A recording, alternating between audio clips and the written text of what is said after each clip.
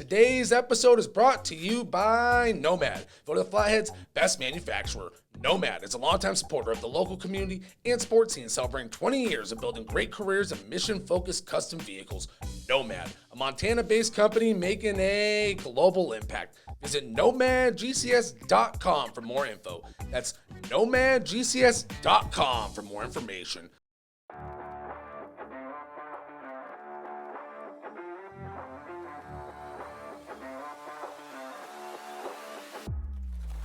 Welcome back to this week's edition of the Interlake Sports Now. I'm Josh Dugan, and we have a fun show on the horizon covering a lot of fall sports, a little cat Griz talk, and even a little bit of Carroll College and Montana Tech football talk sprinkled in. So we'll dive into all that action. As far as the fall prep sports update goes this week, we're going to talk a little football, talk a little cross country, and then close it out with some soccer action. Let's get started with the high school football action, starting with Flathead, who picked up their first win of the season over Belgrade to move to 1-1 this year under second-year head coach Caleb Allen. Quarterback Brett Pasola got the start for the Braves and was solid, going 14-18 through the air for 166 yards to go with 39 yards rushing and a key first-quarter touchdown run that put the Braves up 7-0. The Braves' ground game was crucial in their win versus Belgrade as they racked up 168 yards rushing on 32 carries, and both of their touchdowns came on the ground, with Ben Bliven rattling off a 32-yard touchdown run in the second quarter on an option play. The Braves forced 4 Belgrade turnovers on the day, and the defense held the Belgrade passing game to 33 yards total on a combined 2 of 8 passing.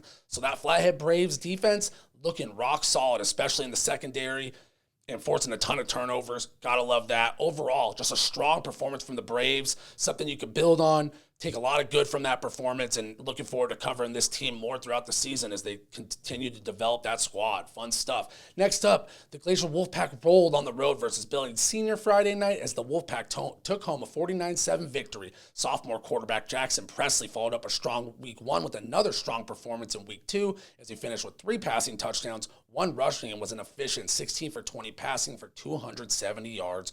Kobe Dorchus was solid in the run game as well, scoring a touchdown and finishing with 73 yards rushing on 15 carries. Griz commit, Cash Gokachia had 2 interceptions on the day to lead a strong defensive effort from the Wolfpack. So looking forward to do what Gokachia does in the future with the Griz and with Glacier this season, because he's a heck of an athlete and a playmaker on both sides of the ball.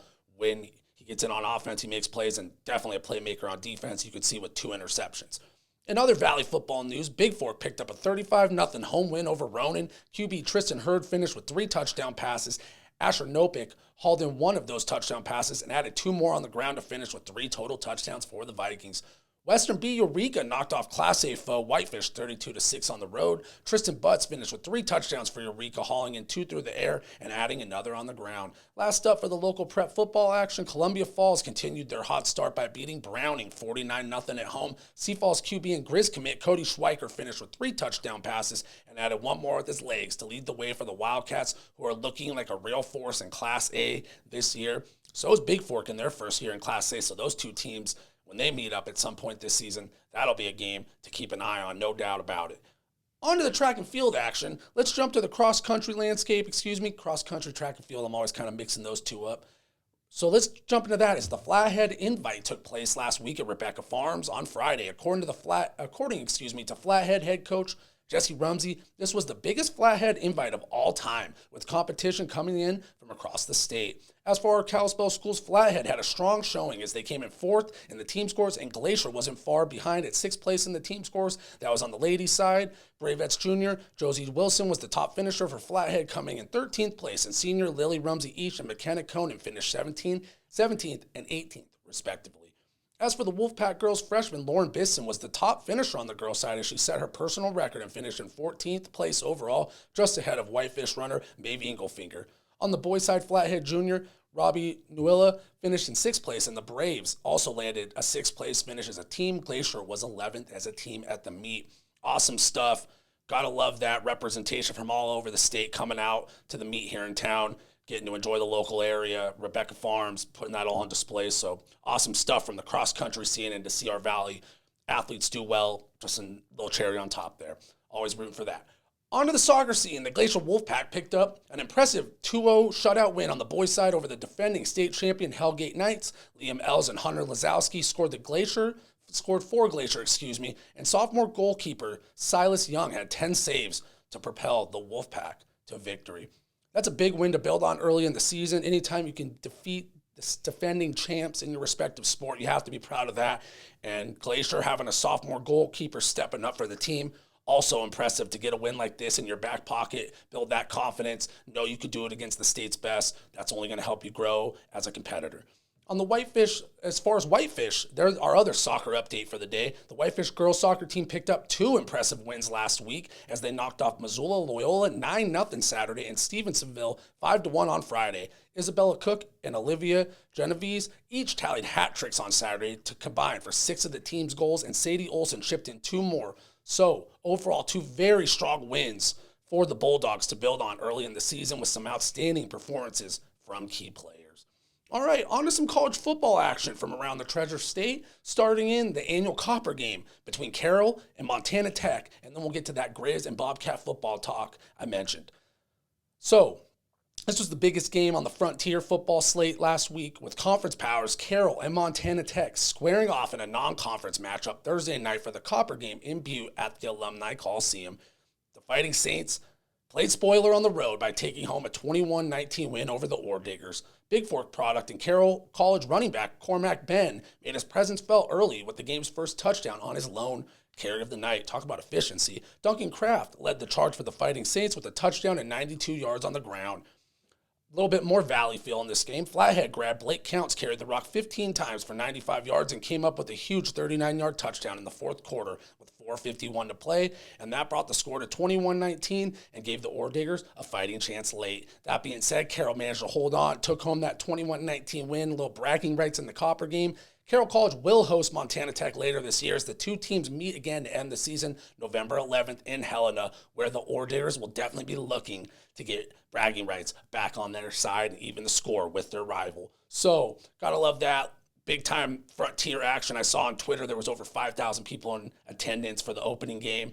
Gotta love that for the conference, for those schools and those athletes to get to compete in that environment, because that's one way to start the season out for sure. All right, let's close this thing out with a little Griz and Bobcats talk. College football's back in Montana, so you know we gotta talk some Griz and Cats. Real quick, here's a quick message from our friends at Nomad, and then we'll get to that Cat Griz football action.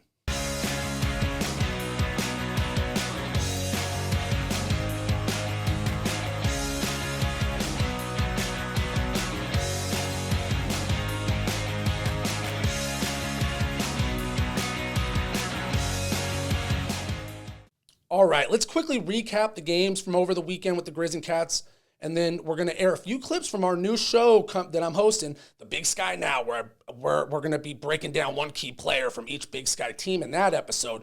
But on today's episode, we'll be just playing the Griz and Cats. So if you're a Big Sky football fan, looking for more Big Sky action, go check out The Big Sky Now.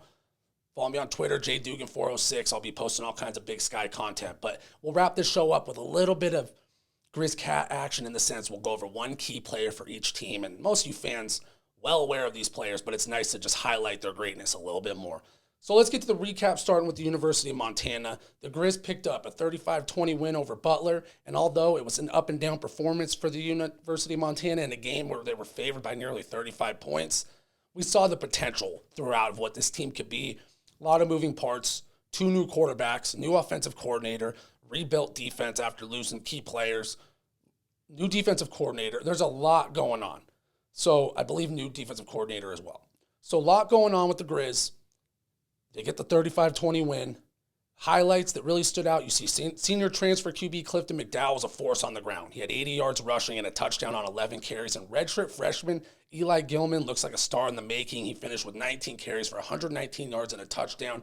Real explosiveness in the open field. When he touches the football, he's a threat to score every time. I really liked what I saw from the Griz run game behind that stout offensive line.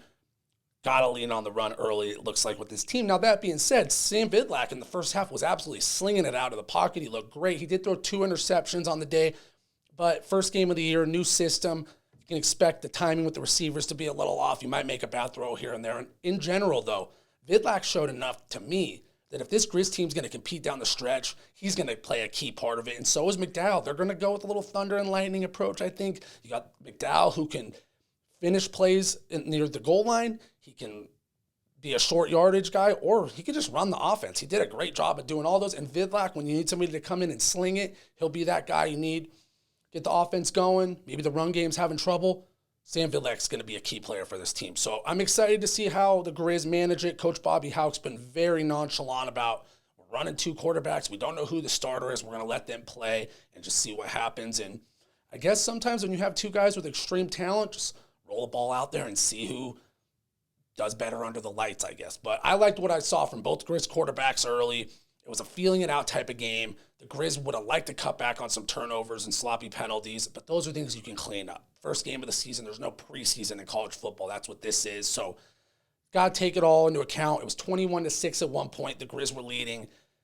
They start running the ball a little earlier instead of keep throwing with the big lead. Maybe we saw that a little too much last year from the University of Montana. They'd probably run away with that one.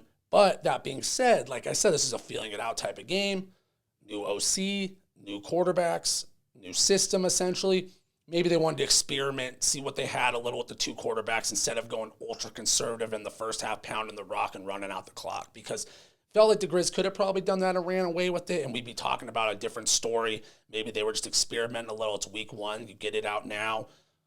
Get out those bumps and bruises, figure out what works, what doesn't, and then that way when Big Sky Conference play starts in a couple weeks, the Griz are ready to roll. So I'm not concerned at all after week 1. A win's a win. Got to get that week 1 dub. Regardless, it's never going to be easy. You see a lot of upsets week 1 as far as teams you don't expect to compete at the FBS level. I believe Texas State got a big upset. It happens. So, hey, Griz got the win. They'll grow from it. A couple weeks from now in Big Sky play, I'll be a lot more involved in every play, and you're wondering what's going on right now. I think they're feeling it out. New system, new OC, a lot of moving parts. On to the Bobcats. There isn't much to break down from week 1, right? The Bobcats go out, they roll versus Utah Tech, rack up 407 rushing yards in their season opener. True freshman running back Scott Trey Humphrey looks like a star in the making for the Bobcats. Eli Gilman, redshirt freshman for the Griz, going to be a star in the making at running back. The Bobcats have a guy as well who really stepped up in Humphrey. 3 touchdowns on the ground, 114 yards rushing on 14 carries. I mentioned last week, one of the big things to watch for the Bobcats in a game they were expected to win was how do they take a little pressure off Malott and Chambers this year, maybe near the red zone, short yardage situations, because last year's key tailbacks that were returning, they combined for 2 total touchdowns, 3 guys. Humphrey comes out week 1, rattles off 3 touchdown runs of his own. So the true freshman looks like he's ready to make a big impact. He might be the guy who can, I'm not going to say take the Bobcats over the top. It's an ultimate team game, I always say. But South Dakota State, North Dakota State, those are the teams that you're looking to beat if you're Montana State, and you need a guy who's a game changer in the backfield, and Humphrey can be that guy they can lean on. It looks like it's early. He's a true freshman, going to have your ups and downs. But I like what I saw week 1. Well, I'm excited to see as well with Humphrey once it gets into Big Sky Conference play, a little steeper competition. How does he fare then? But gotta like everything you saw from the true freshman in week 1 versus Utah Tech. Now, Tommy Malott, he finished 8 for 14 passing, 157 yards through the air and a touchdown. Very efficient, made some impressive throws. He also tacked on 79 yards with his legs, and Sean Chambers did his thing as usual, carrying the rock 7 times for 21 yards and 2 touchdowns. Knows how to find the end zone. One of those guys. Also, if you're a big-time football fan, go check out my Twitter and check out the clip, JDugan406 on Twitter. Check out the clip of Sean Chambers blocking downfield from the quarterback position. You don't see that every day. He made like 3 great blocks on a play and absolutely leveled the guy. So Sean Chambers, absolute gamer. Regardless of what he's doing for the Bobcats, you need guys like that on your team who are just going to go out there and compete in whatever role you give them. Heck of a team player right there. All right, so next up for the Bobcats is a marquee matchup with top-ranked South Dakota State, the Jackrabbits. It's a rematch of last year's FCS finals game, semifinal game that the Cats dropped on the road. The conditions in that game, the playing conditions were absolutely terrible. It was winter, South Dakota. It looked more like a hockey rink than a football field. Dudes were slipping and sliding all over the place. It was icy. There was snow everywhere. And although Brookings, South Dakota is never going to be an easy place to play on the road, the Bobcats have a much better fighting chance going into Jackrabbits territory in a little bit warmer weather in early September and much better field conditions that make it a little bit more of a, I don't want to say even playing field, but when you're on the road already, you're already at a disadvantage. When you're playing on a field you can barely run on, huge disadvantage. If anybody didn't watch that game, it was bad. It literally looked like running on a hockey rink. So that being said, that is a must-watch football game for FCS football fans everywhere, and I'd say just football fans everywhere. So we're going to really dive into that one more next week, recap it. Check out the Big Sky Now this week. Other show I'm hosting, like I said, check out my Twitter, jdugan406, and we'll be posting Big Sky Now content there as well.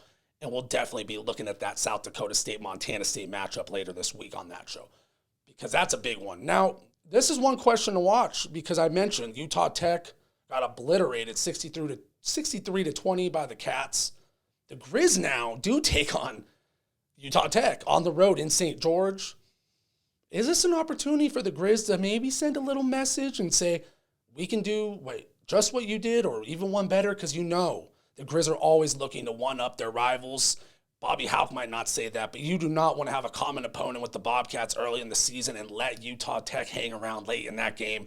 Griz fans do not want to go through that experience, especially after the Butler game. They should have pulled away and didn't. So you don't want to see the Bobcats dismantle a team, and the next week you go in and struggle versus the same team. So this is an opportunity for the Griz, in my opinion, make a statement, clean up those turnovers, clean up the penalties, get the ball rolling in the right direction, go out there and make a statement win to the FCS, help the polls, all those kind of things, because you do not want to go in and have a 28-21 victory over a team that your rival just absolutely rolled against. Even though it's on the road, still, this is a good opportunity for the Griz to make a statement. You do not want to see a close game early in St. George and let this Trailblazers team hang around, because on paper, this should be a big win for the University of Montana. All right, let's get to those key players from the Griz and the Cats from our show, The Big Sky Now. We're going to highlight one star from each team, and then we'll wrap this bad boy up. Thank you, as always, for watching, y'all. It's been a lot of fun. Happy to have college football back in our other fall sports. The action's definitely rocking and rolling in Northwest Montana. This time of year, it is action-packed, no doubt. We also have flag football on the horizon, so we'll be talking about that next week. So high school sports are rolling. Griz and Cat football is rolling. Even Frontier Conference is rolling. So, all right, let's get to those clips.